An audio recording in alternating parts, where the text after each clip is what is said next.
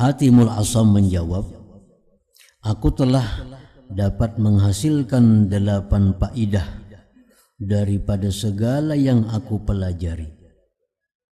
Pada himmahku 8 faidah ini sudah memadak untukku, sudah cukup untukku. Karena aku mengharapkan padanya keselamatan dan kesejahteraanku pada hari kiamat nanti. Jadi 30 tahun menuntut ilmu, 8 macam inilah kesimpulan daripada yang dituntut selama 30.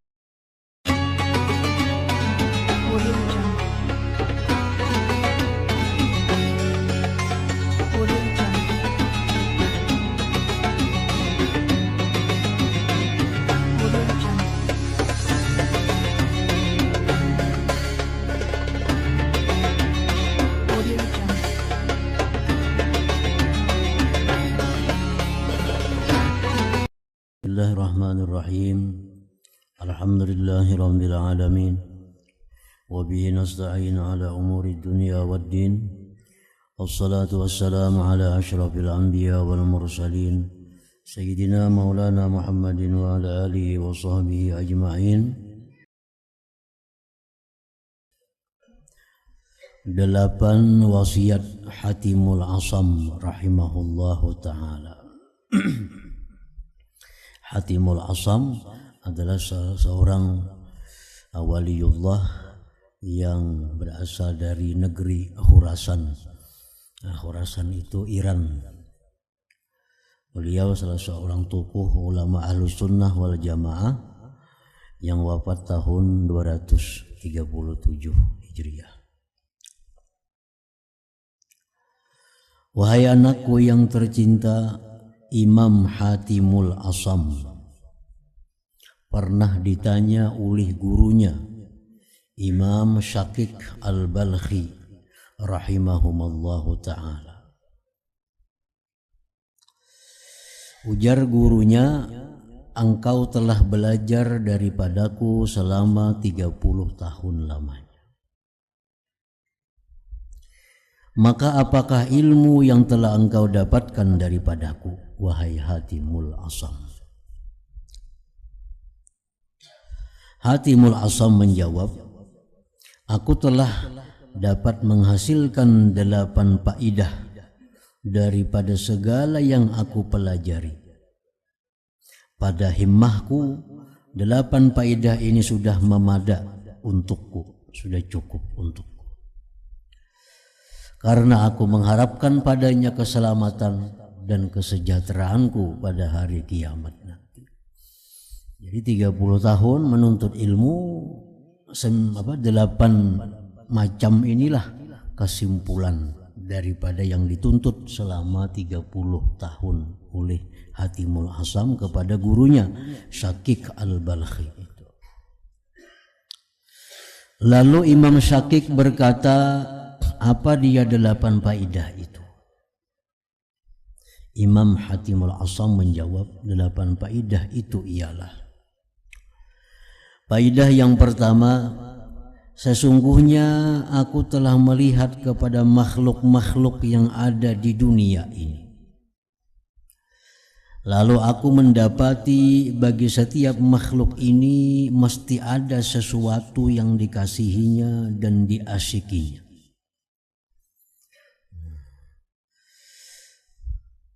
Aku melihat makhluk Allah, lalu setiap makhluk itu ada mempunyai sesuatu yang dikasihi, ada sesuatu yang dicintai.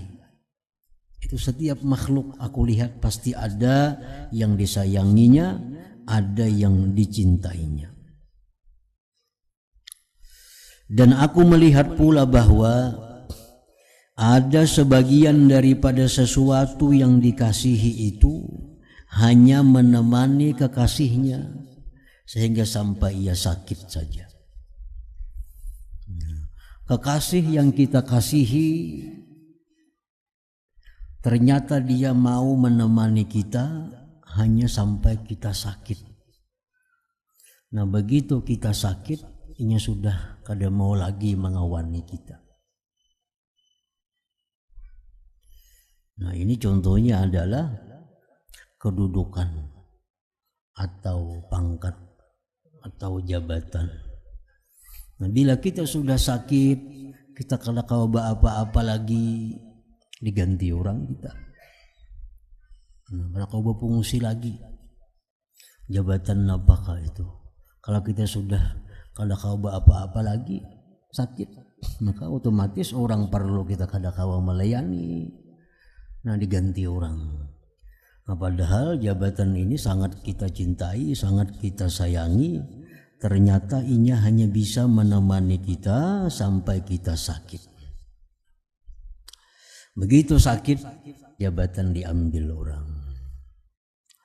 Dan ada pula yang senantiasa menemaninya sehingga ke dalam kubur. Ada pula kekasih yang menemani sampai ke dalam kubur. Manakala yang lain akan terus balik dan tidak mau untuk bersama-sama dengan kekasihnya di dalam kubur, ia akan membiarkan kekasihnya tinggal seorang diri di dalam kubur. Lalu aku terus berpikir dan akhirnya aku membuat kesimpulan bahwa sebaik-baik kekasih itu ialah kekasih yang setia yang mengiringi kekasihnya ke dalam kubur dan menjadi penghibur dan teman yang setia. Dan tidak ada kekasih yang bersedia untuk berbuat demikian selain daripada amalan saleh. Selain daripada amal saleh. Jadi harta yang kita cintai, yang kita sayangi, kadakawa masuk ke dalam kubur. Yang kita pakai gini diambil orang.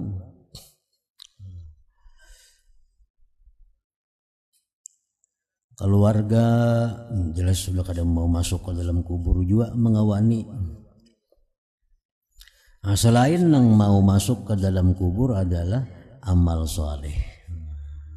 Sembahyang kita membaca Quran. Nah itu yang menemani kita ke dalam kubur.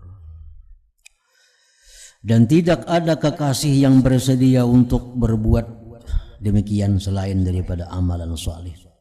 Maka aku terus menjadikan amalan saleh ini sebagai teman dan kekasihku, supaya ia dapat menerangi kuburku dan menghibur hatiku, dan sudah pasti ia tidak akan meninggalkan aku duduk bersendirian di dalam kubur itu.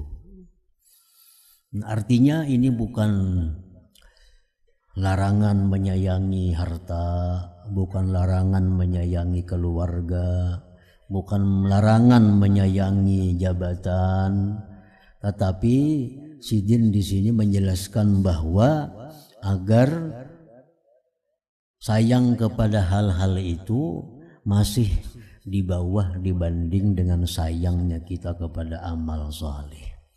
Nah, ayo aja sayangi keluarga, tapi kita lebih sayang amal saleh. Jangan sampai kita mengurusi keluarga lalu kita kadang lagi beramal. Nah ini ngarannya salah. Karena yang kita perjuangkan harta benda keluarga ini kadang kau mengawani kita sampai akhir. Jadi sayangi aja keluarga, tapi amal saleh lebih sayang lagi. Sayangi aja harta, tapi harta ini disayangi supaya jadi amal saleh. Nah jabatan disayangi supaya jabatan itu jadi amal saleh. Manusia yang rugi adalah manusia yang mengurusi jabatan, mengurusi keluarga, mengurusi harta, meninggalkan amal saleh. Nah ini yang rugi. Ini yang rugi. Jadi mati-matian menyayangi harta, kedudukan, keluarga. Amal saleh kada tak urus lagi, amal saleh ketinggalan. Padahal yang bujur-bujur membantu kita kaina di akhirat, mulai dalam kubur sudah kelihatan itu adalah amal saleh. Nah jadi jarah Hatimul Asam, aku sudah menyimpulkan bahwa yang perlu aku sayangi, yang perlu aku perbanyak ternyata adalah amal saleh, bukan yang lain itu.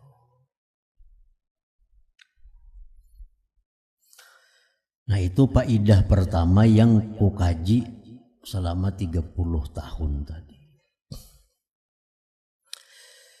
Faedah kedua, sesungguhnya aku melihat sekalian makhluk ini senantiasa mengikuti kehendak nafsu mereka dan bersegera menunaikan apa jua kehendaknya nafsu itu. Karena nafsu ini selalu menjanjikan kelezatan yang cepat. Nafsu ini menjanjikan kebahagiaan yang cepat tanpa memandang akibat. Nah itu gawian nafsu. Sifat nafsu memang demikian. Penting ambil ini keuntungan, makan ini yang lezat.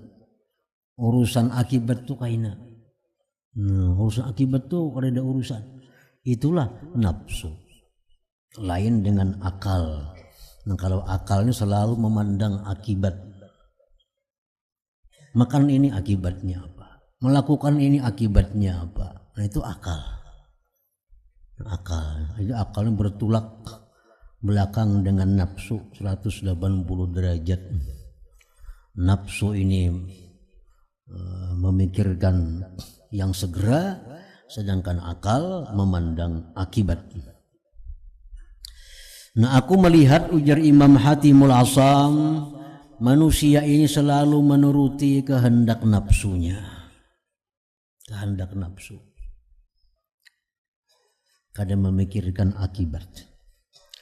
Lalu aku memikirkan firman Allah Ta'ala yang berbunyi, wa amma man khafa maqama rabbih wa nahan nafsa 'anil hawa fa innal jannata hiyal ma'wa. Maksudnya, dan adapun orang yang takut akan berdiri di hadapan Tuhannya dan ia menahan nafsu daripada kehendak-kehendaknya, maka akan dijadikan baginya surga itu sebagai tempat tinggalnya. Nah, orang yang mampu menahan nafsu itu dijanjikan Allah surga tempatnya. Menahan nafsu ini artinya bukan menahan 100%. Amun nafsu ditahan 100%, matian kita. Nafsu itu ditahan bila mana kada sesuai dengan petunjuk akal. Nafsu diteruskan bila sesuai dengan petunjuk akal. Nafsu hendak ini, nah, akal kita fungsi akal, mun aku ambil tuh akibatnya apa? Oh, akibatnya bagus, bisa bagus. Akibatnya ini itu kebaikan. Nah, laksanakan. Kehendak nafsu ini, tapi akibatnya nih bisa jadi dosa, bisa jadi maksiat, jadi mudarat. Nah, akal kadang memberi akan tahan. Nah, itu artinya menahan nafsu. Bukan menahan seluruhnya kadang. Nah nafsu ini kayaknya kalau sudah selalu ditahan demikian, ini kadang memerlukan akal lagi, sudah menjadi nafsu mutmainnah itu. Kadang memerlukan petunjuk orang lagi. Kalau sudah nafsu jadi mutmainnah, ya kebiasaan sebelah ini ditahan, belakang ini ditarusakan, ka ini ditahan, ka ini tarusakan. Kebiasaan. Akhirnya nafsu kita ini ampihnya bakal hendak lawan yang kada baik, selalu kehendaknya yang baik. Nah, jadi nafsu mutmainnah. Nah, jadi Allah berfirman ini bila mana orang yang mampu mengendalikan nafsunya, maka dijadikanlah surga sebagai tempat tinggalnya. Daripada pemikiranku, ujar Imam Hatimul Asam tadi, terhadap ayat ini maka timbul satu keyakinan di dalam hatiku bahwa Al-Quran itu adalah benar. dan nafsu itu mesti dimusuhi.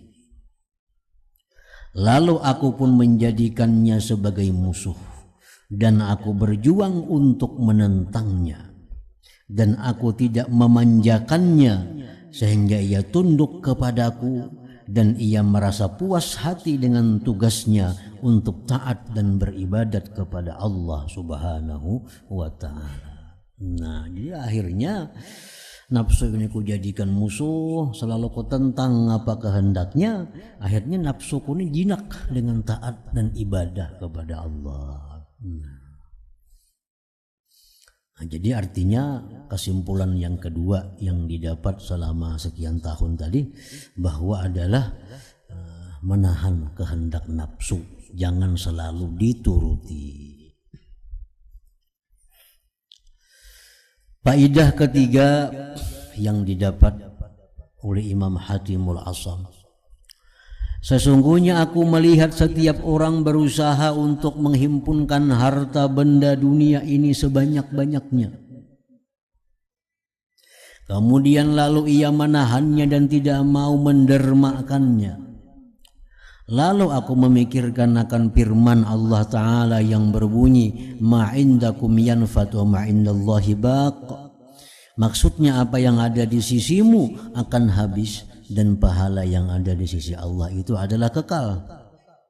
Lalu aku pun terus suka mengorbankan apa jua yang aku dapatkan daripada harta benda dunia, dan aku suka membahagikannya di kalangan fakir dan miskin, supaya harta benda itu menjadi pahala yang tersimpan di sisi Allah Subhanahu wa ta'ala.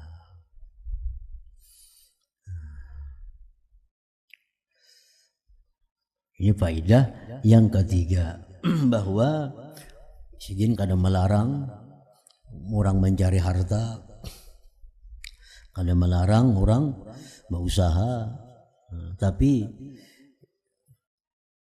yang dilarang itu adalah mencari harta untuk mengumpulkannya, untuk memperbanyaknya tanpa memikirkan bekal di akhirat daripada harta benda itu.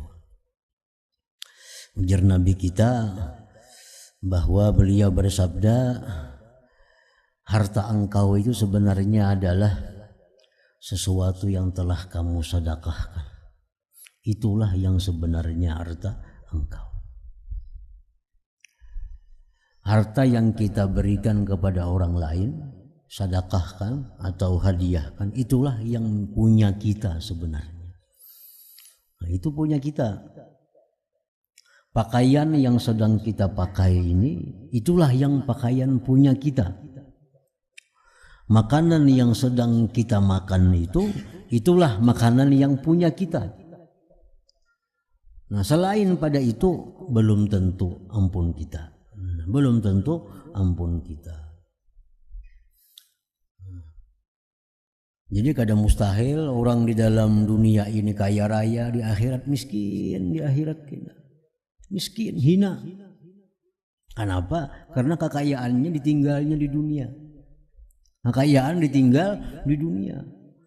Mobil ditinggal, rumah mewah ditinggal, ruko suku ditinggal, permata berlian ditinggal di dunia. Di akhirat miskin, mengemis, kesana kemari minta.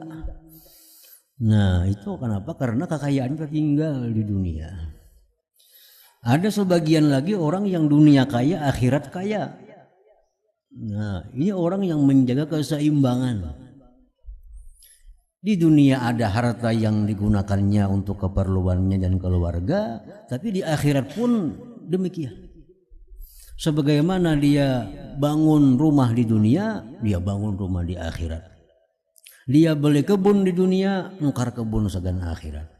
Bangun toko di dunia, bangun toko sagan di akhirat. Nukar mobil sagan dunia, nukar mobil sagan akhirat. Mati, dunia akhirat kaya. Dunia akhirat kaya. Nah, itulah yang dimaksud Allah dengan firman-Nya, Rabbana atina fid dunya hasanah wa fil akhirah hasanah. Nah, dalam dunia ini sugih, di akhirat pun sugih. Nah, itu yang paling bagus yang disuruh Tuhan dalam doa Rabbana atina fid dunya hasanah wa fil akhirah hasanah wa qina adzabannar itu. Nah, jadi harta kita yang sebujurnya itu adalah harta yang kita berikan. Kita nukar mobil misalnya, nah kita suruh orang lain memanfaatkan mobil itu. Nah itu berarti kita untuk mobil kita di akhirat. Kita banyak bisi pakaian kita berikan sebagiannya kepada orang, itulah pakaian kita di akhirat. Nah, makanan kita berikan sebagian kita makan, nah makanan itulah sagan makan kita di akhirat. Nah jadi orang ini dunianya nyaman, akhiratnya pun nyaman. Nah kasihan itu di dunia miskin, di akhirat fakir. Nah, dalam dunia sudah kada sing duitan, gawian pulang kada sembahyang, beramal salih kada, bedum becatur di gardu, duit kada sing duitan. Di akhirat miskin lagi. Ini paling jahat manusia. Jahat manusia. Paling rendah manusia kedudukannya. Jadi setelah aku berpikir bahwa yang di sisi Allah itulah yang abadi, maka aku, ujar Imam Hatim Al-Asam, memberikan sebagian hartaku untuk orang-orang yang memerlukan, sagan bekal aku di akhirat. Faidah yang keempat, sesungguhnya aku melihat sebagian daripada makhluk ini ada yang menyangka bahwa kemuliaan dan keagungan itu adalah terletak pada banyaknya kaum dan pengikut. Lalu ia tertipu dengan cara berpikirnya ini. Dan ada pula sebagian daripada mereka yang menyangka bahwa kemuliaan dan keagungan itu terletak pada banyaknya harta benda dan anak buah. Lalu ia merasa sombong dengan yang demikian itu. Bahkan ada pula yang menyangka bahwa kemuliaan dan keagungan itu dari kemampuan merampas hak orang lain dan menzalimi mereka serta menumpahkan darah mereka. Dan ada juga yang menyangka bahwa kemuliaan dan keagungan itu dari sebab banyak membuang-buang harta dan melakukan perbuatan mubazir dan keterlaluan dalam berbelanja. Lalu aku memikirkan firman Allah Ta'ala yang berbunyi, Inna akramakum indallahi atqakum. Maksudnya sesungguhnya orang yang paling mulia di sisi Allah Ta'ala itu ialah orang yang paling tinggi ketakwaannya. Maka aku pun memilih jalan takwa untuk mendapatkan kemuliaan. Dan aku yakin dengan sepenuh hati bahwa apa yang disebutkan di dalam Al-Quran itu benar. Dan sangkaan-sangkaan mereka yang saya sebutkan tadi semua adalah batil dan palsu belaka. Orang yang menganggap bila aku sugih aku dimuliakan orang, bila aku berpangkat aku dimuliakan orang, bila aku jagau aku dimuliakan orang. Nah itu adalah sangkaan-sangkaan yang palsu. Sangkaan yang palsu. Yang benar itu adalah bila mana takwa. Nah bila mana takwa itu manusia akan menjadi mulia. Karena Allah sudah menyatakan demikian dalam Al-Quran, Inna akramakum indallahi atqakum. Maka aku pilihlah jalan takwa untuk menjadikan diriku ini orang yang mulia.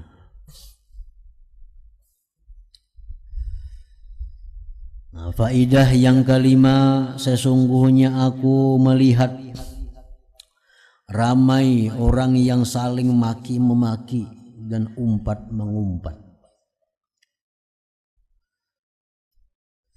Hal ini disebabkan daripada sifat hasad dalam memiliki harta, kedudukan atau ilmu.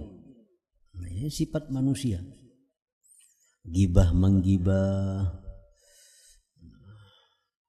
maki-memaki. Masalahnya itu kenapa? Karena ada dengki.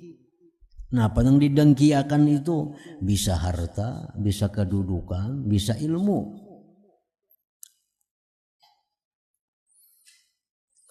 Lalu aku memikirkan firman Allah Ta'ala yang berbunyi, Nahnu qasamna bainahum ma'isyatahum bil hayatid dunya. Maksudnya, dan sesungguhnya kamilah yang membahagikan segala sumber kehidupan mereka di atas dunia ini. Ujar Tuhan, sudah kami bagi, belum ada muncul orangnya di dunia, sudah ada tulisannya di Lauhil Mahfuz, jatah yang diberikan kepadanya itu. Nahnu qasamna bainahum ma'isyatahum fil hayatid. Kami telah membagi. Belum lagi orangnya lahir ke dunia, sudah ada.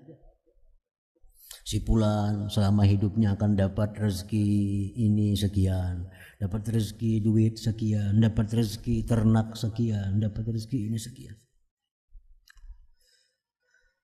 Nah, maka aku pun paham bahwa pembagian segala nikmat itu adalah daripada Allah Ta'ala, sejak daripada alam azali lagi, sejak alam dahulu sudah dibagi oleh Allah.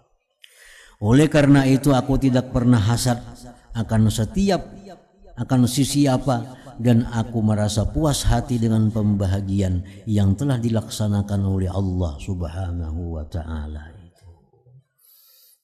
Kada ada gunanya, kada ada untungnya orang yang dengki itu, karena ini kada akan bisa melawan apa yang sudah diputuskan oleh Allah Subhanahu wa Ta'ala. Allah memberikan rezeki kepada si fulan itu hari ini 10 juta. Itu sudah keputusan Tuhan. Di masa azali, masa belum ada kita, diputuskan kita pada hari ini tanggal dapat duit 10 juta. Kayak apa aja orang menghalangi, kayak apa aja orang mahiri, dengki, kada akan bisa. Duit itu pasti akan sampai kepada kita 10 juta itu. Nah, ini sudah keputusan Tuhan. Namun kita hirin apa gunanya? Mengurangi rezeki orang enggak ada. Kada mengurangi rezeki orang. Bahkan orang bertambah dapat pahala mun kita hiriin itu. Mana dapat duit dapat pahala pulang inya. Nang hiri ini bang, mana hiri sakit hati dapat dosa lagi. Double.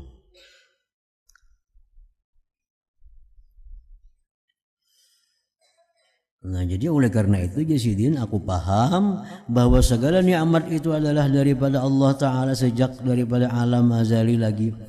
Oleh karena itu aku tidak pernah hasad akan siapa, dan aku merasa puas hati dengan pembagian yang telah dilaksanakan oleh Allah Subhanahu wa Ta'ala. Baik harta, baik ilmu, baik kedudukan, semua nikmat-nikmat itu sudah dibagi oleh Allah Subhanahu wa Ta'ala. Faedah yang keenam, sesungguhnya aku melihat manusia ini satu sama lain saling bermusuh-musuhan karena ada suatu tujuan atau suatu sebab. Berebut napakah mungkin lalu terjadi permusuhan. Lalu aku memikirkan firman Allah Ta'ala yang berbunyi, inna syaitana lakum aduun fattakhizuhu aduwa. Maksudnya sesungguhnya syaitan itu bagi kamu adalah musuh yang nyata, karena itu jadikanlah ia sebagai musuh. Maka aku membuat kesimpulan bahwa tidak perlu kita bermusuh dengan siapa selain daripada syaitan. Hendak memusuh lawan syaitan. Memusuh lawan syaitan. Karena apa? Karena syaitan ini selalu berusaha menjatuhkan kita ke jurang kehinaan di dunia dan akhirat. Gawian syaitan itu aja, kalau ada lain.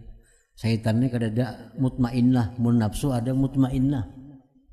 Nafsu mun dididik, dilatih, jadi nafsu baik. Mun syaitan kada ada, kecuali syaitan Nabi kita Sayyidina itu aja. Ajar Nabi setiap orang tuh ada syaitan. Ya sahabat, engkau pang wahai Rasulullah, aku dan Nabi ada juga syaitan, walakin aslam, tapi syaitannya tunduk dengan aku. Yang lain artinya kada ada tunduknya. Dan pada Nabi syaitan itu kada ada tunduk, selalunya berusaha untuk menggugurkan kita.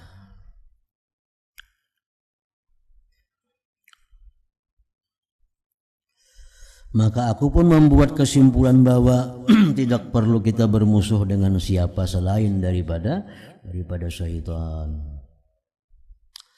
Faedah yang ketujuh yang ku ambil dari guru Ujar Hatimul Asam, Sesungguhnya aku melihat setiap orang bersungguh-sungguh dan berusaha dengan sepenuh tenaga untuk mencari makan dan sumber kehidupan. Dan terkadang ia terpaksa mengambil yang syubhat dan yang haram. Ia terpaksa menjual harga dirinya dan air mukanya.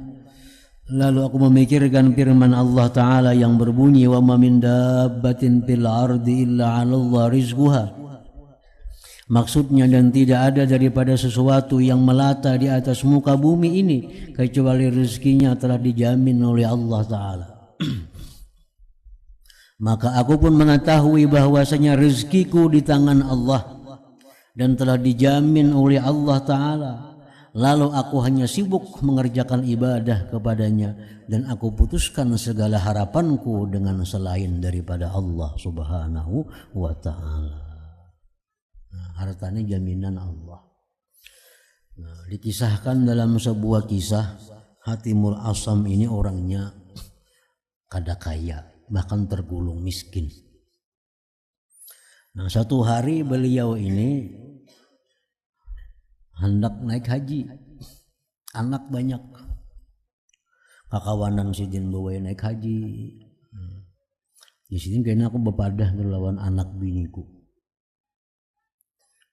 bepadah lawan anak, kumpul anak bini aku anak naik haji tahun ini. 4 rombongan orang tuh, 4 rombongan kampung sini aku anak naik haji. Ujar nang bini, jarna anak mun pian naik haji mana ongkosnya? Ongkosnya mana, meninggali kami mana?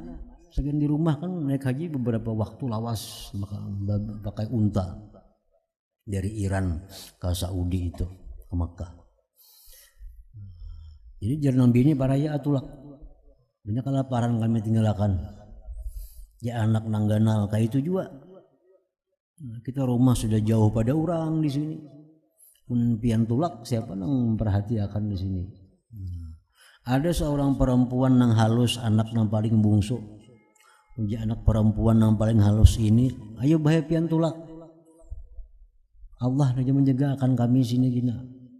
Ya, kami makan enggak kadakah, begitu Tuhan ada aja, kadang mungkin Tuhan akan membiarkan kami kelaparan di sini.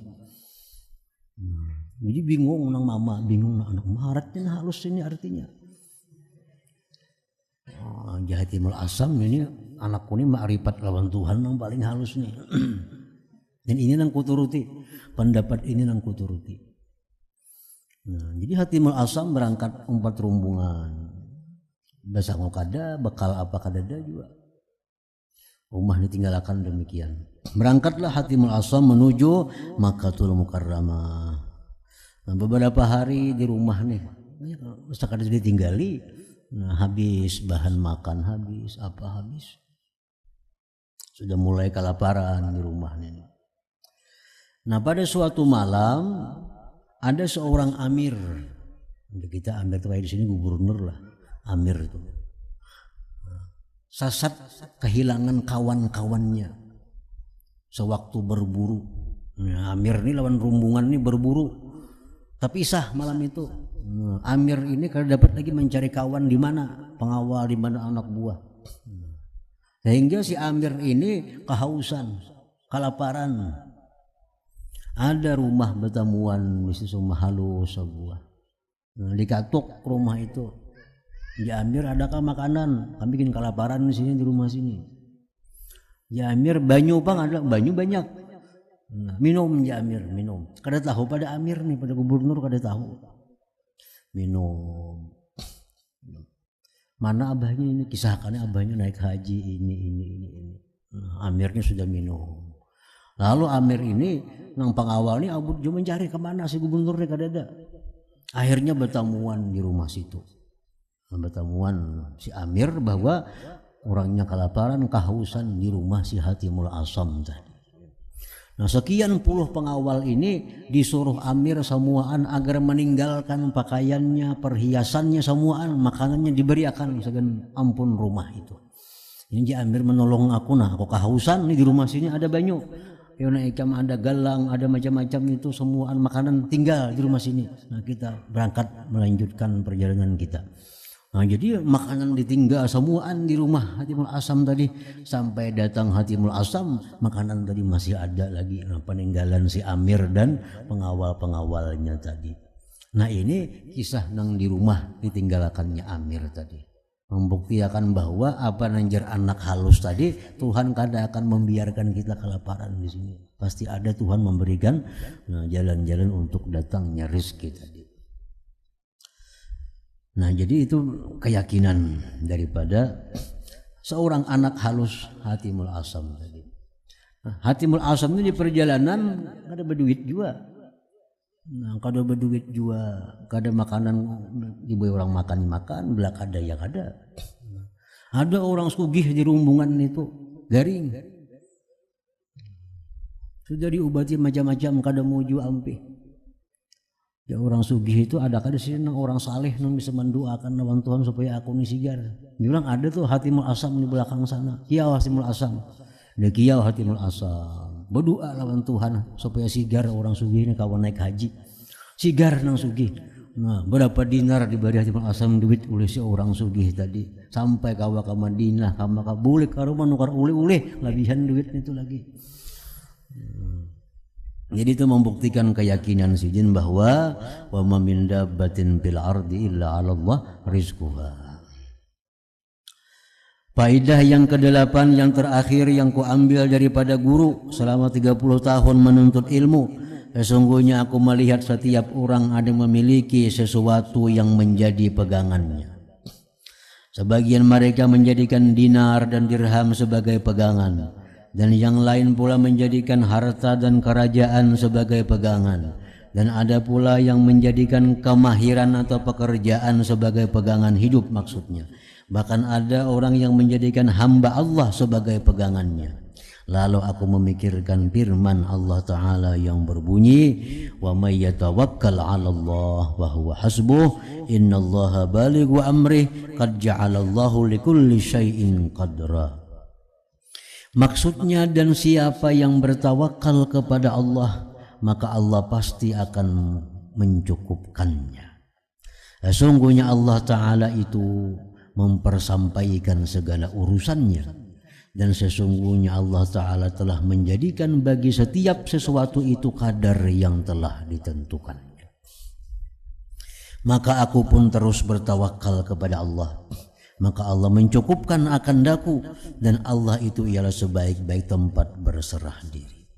Nah, jadi itulah 8 ilmu yang ulun ambil wahai guru selama mengaji lawan pian 30 tahun itu.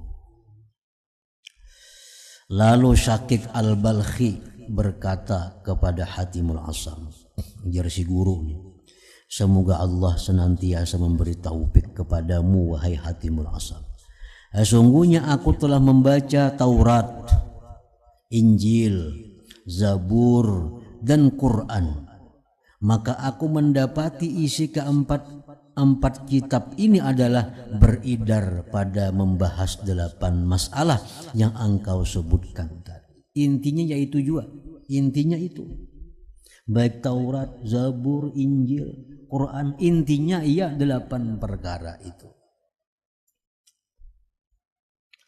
Dan siapa yang beramal dengannya, maka sebenarnya ia telah beramal dengan keempat kitab yang aku sebutkan tadi. Orang yang bisa melakukan 8 hal ini wahai Hatimul Asam, berarti dia bukan hanya mengamalkan Quran, dia mengamalkan seluruh kitab yang diturunkan Allah Subhanahu wa Ta'ala kepada para rasul-rasul dahulu.